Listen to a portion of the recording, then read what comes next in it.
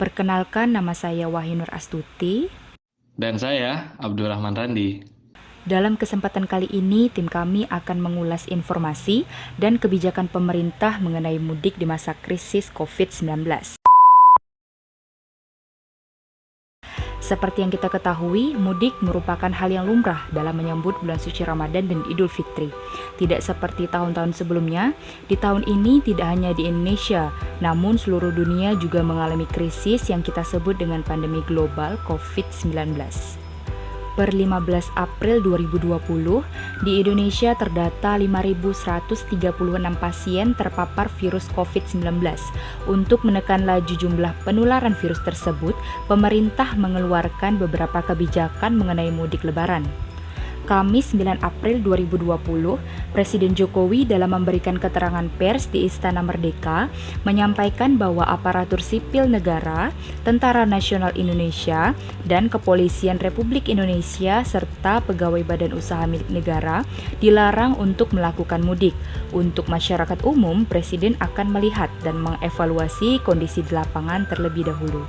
Di daerah Jabodetabek, pemerintah akan memberikan bantuan sosial atau bansos agar warga dapat mengurungkan niatnya untuk mudik. Tanggal 31 Maret 2020, pemerintah Indonesia ada keluarin kebijakan seperti ini nih teman-teman. Pertama, kebijakan penerima manfaat dari program Keluarga Harapan. Program ini nantinya bakal diberikan kepada 10 juta keluarga penerima. Untuk program ini, pemerintah kucurkan anggaran sebesar 37,4 triliun rupiah. Kemudian, yang kedua ada kartu sembako. Akan diberikan kepada 20 juta penerima nih. Setiap orang bakal diberikan bantuan sebesar Rp200.000 per bulan. Total anggaran yang dikucurkan 43,6 triliun rupiah. Lalu yang ketiga, nggak kalah ngejutin teman-teman. Ada program Kartu Prakerja. Program ini akan diberikan kepada 5,6 juta orang dengan insentif masing-masing dapat 600.000 selama 4 bulan. Tapi dengan catatan, telah ngikutin pelatihan. Untuk program ini, total anggaran yang dikucurkan sebesar 20 triliun rupiah. Nah, yang terakhir nggak kalah menarik nih. Ada program pembebasan tarif listrik terhadap rumah dengan daya 450 volt ampere. Lalu ada juga nih diskon 50% biaya tarif listrik untuk rumah dengan daya 900 volt ampere. Lagi-lagi total anggaran yang dikucurkan oleh negara triliunan, lebih tepatnya 3,5 triliun rupiah teman. Selain itu, pemerintah juga ada keluarin kebijakan lain nih, yaitu bantuan sosial. Bantuan tersebut berupa bantuan sembako dari pemerintah pusat untuk masyarakat DKI Jakarta, dialokasikan untuk 2,6 juta jiwa atau setara dengan 1,2 juta kepala keluarga yang masing-masing dapat uang sebesar 600.000 per bulan selama 3 bulan ya, dengan total anggaran yang dikeluarin 2,2 triliun rupiah. Kemudian yang kedua, ada bantuan sembako untuk daerah Bodetabek, Bogor, Depok, Tangerang, dan Bekasi, diberikan kepada 1,6 juta jiwa. Masing-masing juga dapat 600.000 nih per bulan. Ada 3 bulan juga. Untuk daerah Bogor, Depok, Tangerang, dan Bekasi, total yang dikeluarin anggarannya sebesar 1 triliun rupiah. Di luar Jabodetabek tetap bakal dapat kok. Bakal diberikan bantuan sosial tunai kepada 9 juta kepala keluarga yang nggak nerima bantuan melalui program Keluarga Harapan maupun bantuan sosial sembako.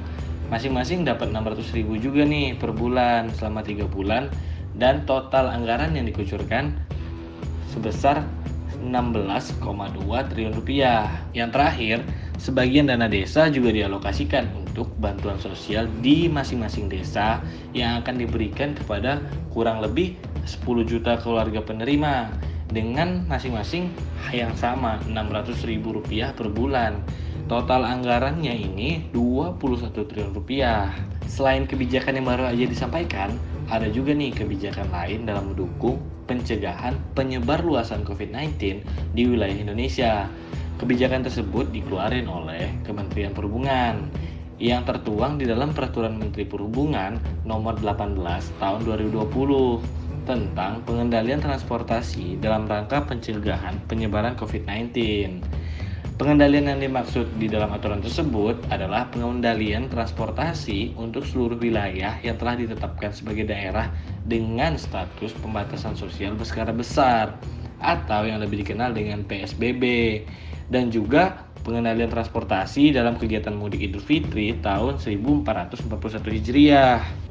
Terkait mudik, angkutan umum yang diperuntukkan mengangkut masyarakat untuk mudik ke kampung halamannya masing-masing hanya dapat mengangkut 50% dari total kapasitas tempat duduk dalam transportasi tersebut.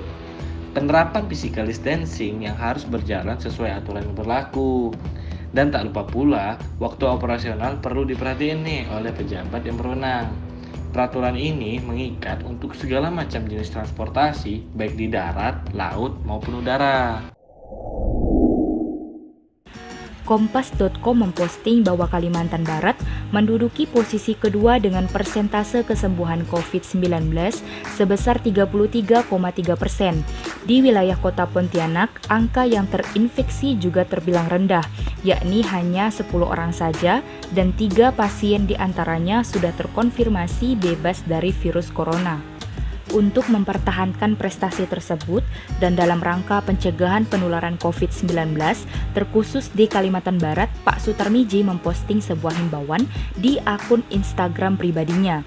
Gubernur Kalimantan Barat ini menghimbau seluruh masyarakat Kalimantan Barat, baik yang berada di luar maupun di dalam kota, agar tidak melakukan mudik lebaran. Pak Miji juga mengatakan bahwa kita belum tahu kapan puncak virus corona ini di Kalimantan Barat. Kita juga berharap semoga virus ini cepat berlalu.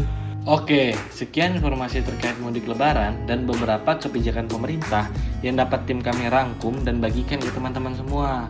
Semoga informasi yang kami sampaikan ini dapat bermanfaat untuk kita semua.